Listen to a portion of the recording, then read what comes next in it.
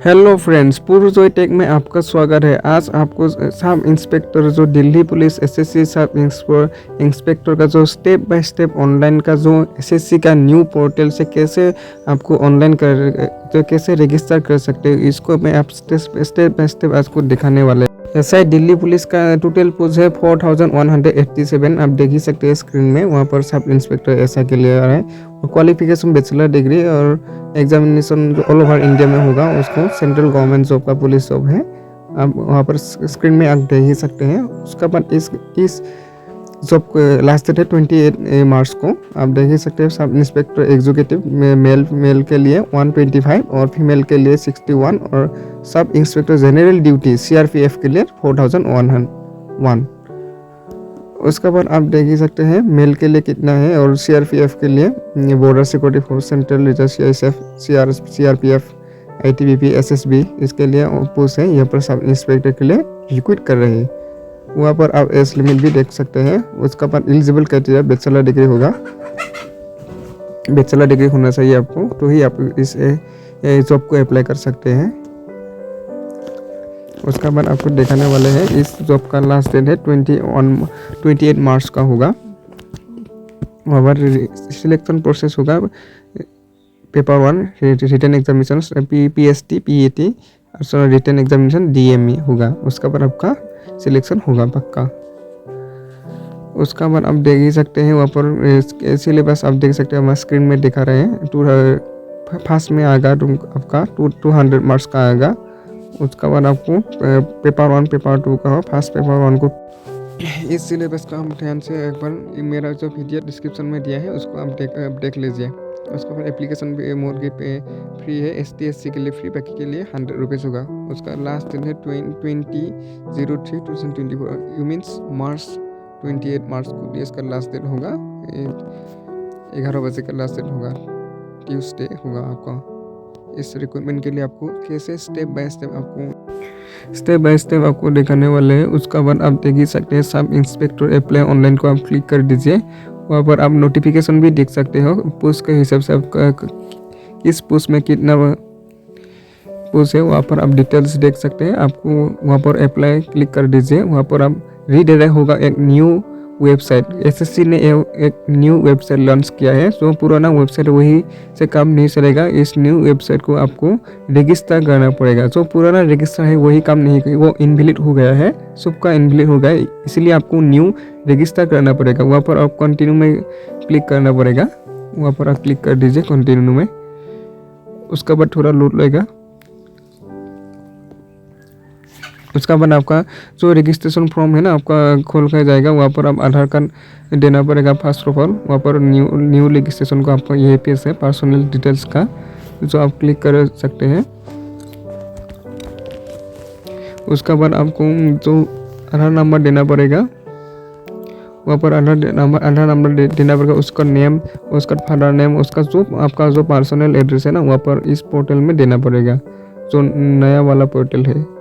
आपका और रिमाइंडर के लिए बता रहे हो, जो पुराना आपका जो रजिस्ट्रेशन पासपोर्ट है, जो पुराना वेबसाइट है वहाँ पर काम नहीं चलेगा। वहाँ पर न्यू वेबसाइट में आपको रजिस्टर करना पड़ेगा, तभी आपको इस जॉब को अप्लाई कर पाएगा। जो एसएससी, दिल्ली पुलिस एसएससी और सीआरपीएफ और एसएससी एग्ज़ाम के लिए, जो जॉब के लिए। वहाँ पर आप मैं लाइव दिखाने वाले हैं, आपको दिखा रहे हैं अभी लाइव मैं कैसे फॉर्म फिलअप कर रहे हूँ। वहाँ पर जो डेट ऑफ बर्थ देना पड़ेगा। उसके बाद ऐसे ही लिख कर आपको देना पड़ेगा। और फॉर्म फिलअप करने के बाद उसके बाद आपको फादर नाम देना पड़ेगा।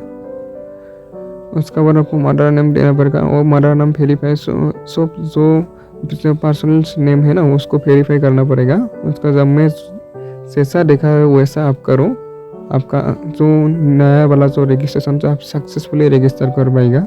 उसका बाद आपका स्कूल बोर्ड सिलेक्शन करना पड़ेगा।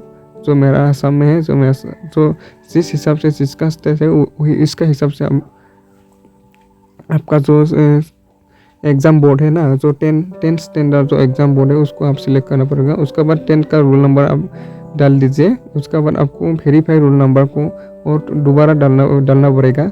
उसका बाद ईयर ऑफ पासिंग कि किस ईयर में आपको 10 पास कर रहे हैं पास आउट हुआ है उसको आप देना पड़ेगा। उसका बाद वेरीफाई पास आउट को करना पड़ेगा। आपका जिस एग्ज़ाम में 10 एग्ज़ाम के जिस ईयर में आप पास करें वही आपको डालना है। उसका बाद हाईएस्ट क्वालिफिकेशन लेवल आपका ग्रेजुएशन है वह 12 पास तो नहीं हुआ, ग्रेजुएशन से ऊपर जो आपको क्वालिफिकेशन है उसको आप देना पड़ेगा। उसका बाद आपको मोबाइल नंबर देना पड़ेगा और उसका बाद एक वैलिड ईमेल आईडी देना पड़ेगा जो आपका पर्सनल ईमेल आईडी। वहाँ पर सेंड ओटीपी में क्लिक करना पड़ेगा। लोडिंग हो रहा है, सेंड ओटीपी में क्लिक करना पड़ेगा।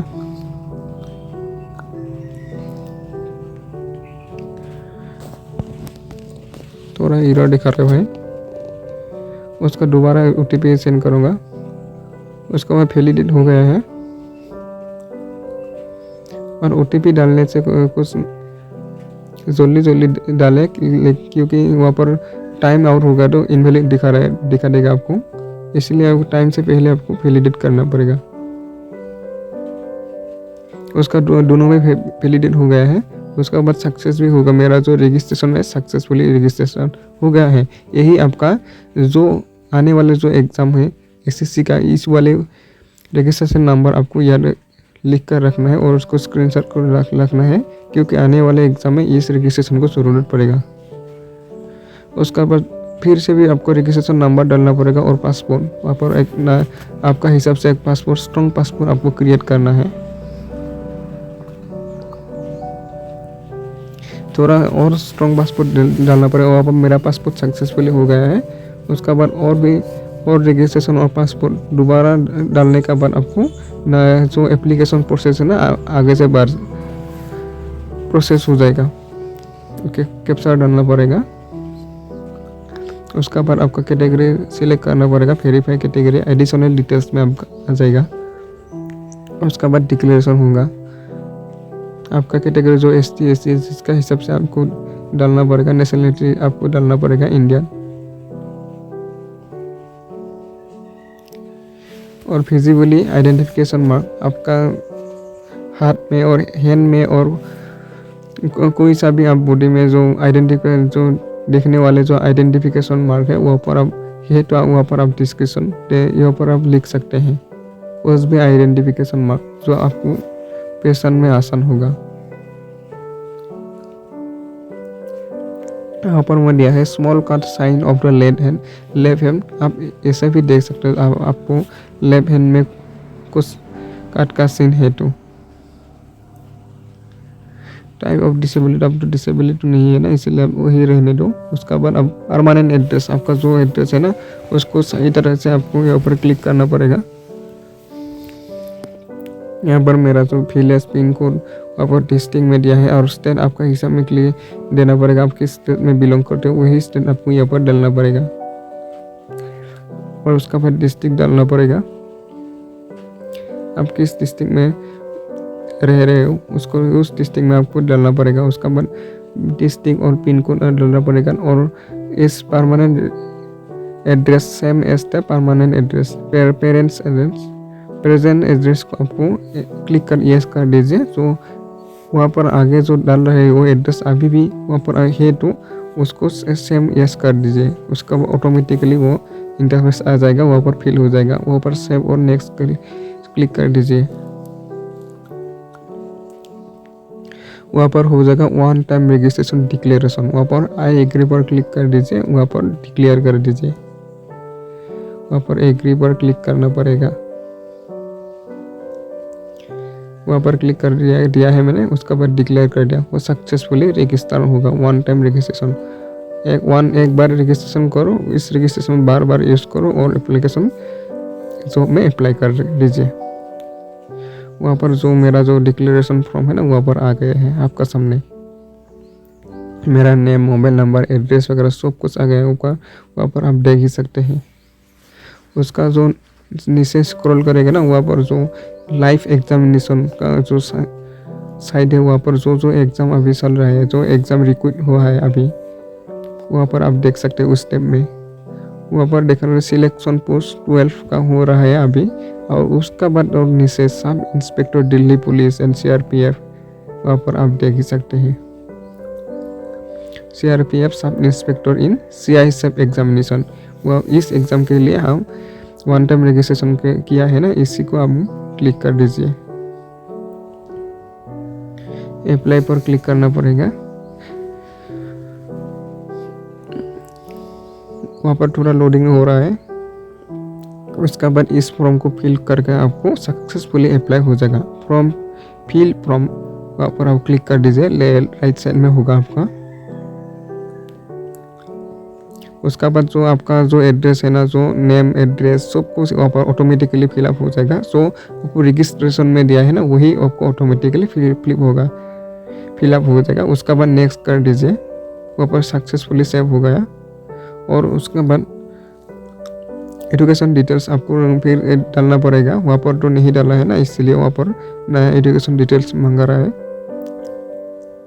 आप किस ग्रेजुएशन डिप्लोमा आप जो कर रहे हैं वो क्वालिफिकेशन जो जॉब के हिसाब में आपको एजुकेशन जो आपका जो हाईएस्ट एजुकेशन क्वालिफिकेशन उसका डालना पड़ेगा।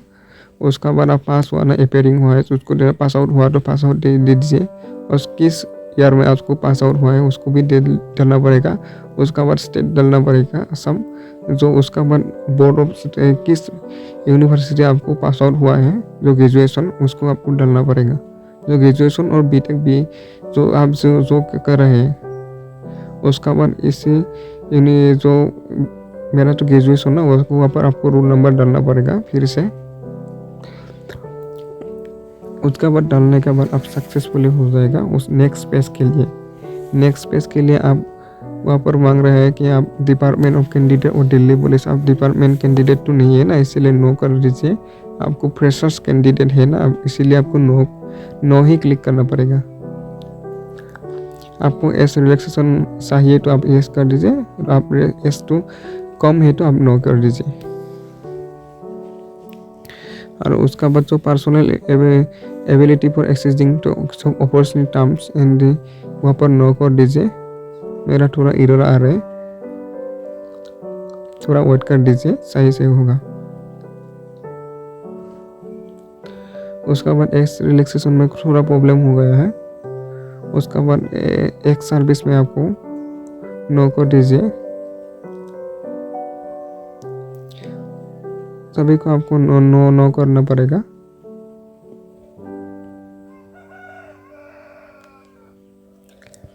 उसका एक सर्विस में स्टेटस को हो जाएगा। इस स्टेप में आपको एक सर्विस से रिलेटेड जो भी सवाल प्रोसेस नो ही होगा।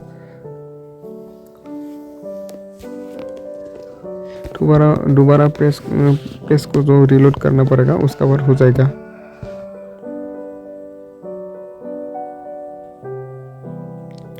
सभी को नो होगा ना, उसका बाद 7 नेक्स्ट कर दीजिए। उसका बाद सक्सेसफुली हो जाएगा आपको।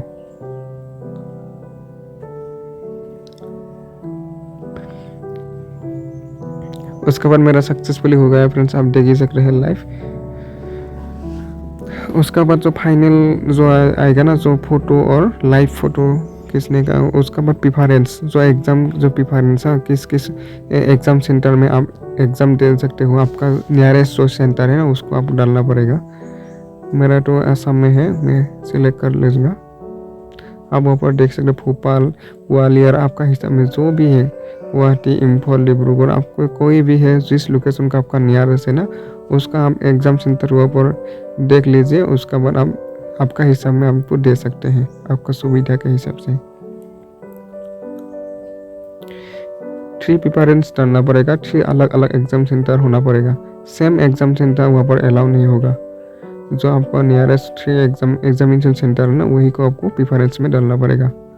वहाँ पर आप नो कर दीजिए। उसका बाद एनसीसी है तो आपको यस कर दीजिए, नहीं तो नो कर दीजिए। उसका बाद सेव और नेक्स्ट कर दीजिए। उसका बाद सक्सेसफुली हो गया मेरा। और एक लास्ट काम बाकी है, वहाँ पर है लाइव फोटो और सिग्नेचर। जो पुराना वाला वेबसाइट है वहाँ पर डायरेक्ट जो गैलरी से आपको फ़ोटो अपलोड करना पड़ता है, लेकिन वहाँ पर लाइव फ़ोटो खींचना पड़ता है। वहाँ पर जो गैलरी से आप लोग फ़ोटो अपलोड नहीं कर सकते, डायरेक्ट लाइव फ़ोटो ही खींचना पड़ेगा।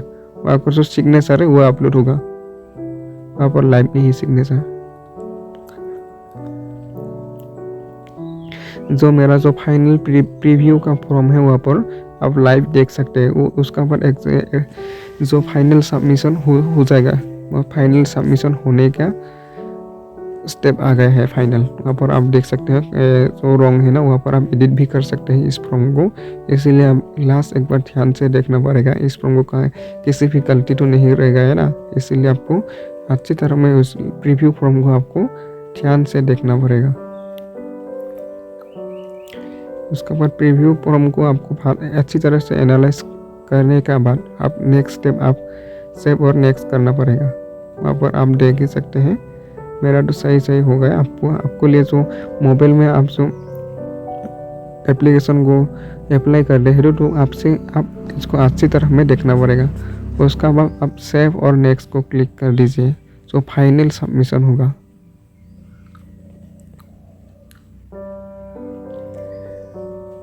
थोड़ा लोग और डिक्लेरेशन मांग रहे हैं, इसको डिक्लेरेशन देना पड़ेगा। आई एग्री पर क्लिक करना पड़ेगा। उसका बाद कैप्शन डालना पड़ेगा। उसका बाद हो जाएगा आपका फाइनल सबमिशन, जो आपको एग्ज़ाम देने के लिए एलिजिबल हो जाएगा। Thanks for watching. Please like, comment and subscribe my YouTube channel and share with friends.